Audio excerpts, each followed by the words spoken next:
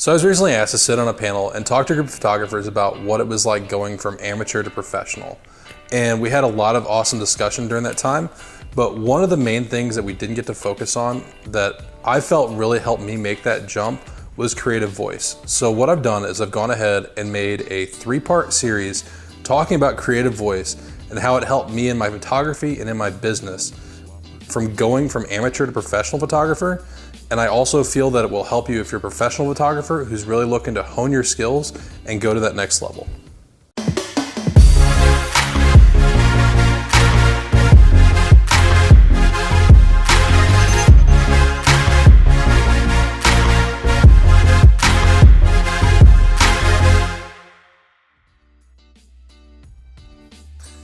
So when I say creative voice, I'm talking about defining your style as an artist and putting an identification around your visual language.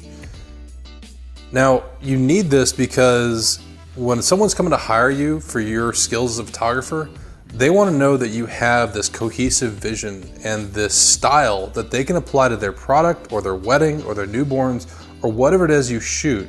Because if you have that, you're going to create confidence in them that you're going to be able to deliver as a photographer on what they need. I felt that defining my creative voice was so instrumental in my own success as a photographer that I went ahead and created a 3-step guide to help you define your creative voice. You can get it by simply clicking the link above and subscribing to our monthly newsletter. Also, be sure to be on the lookout for the second part in our series coming out soon.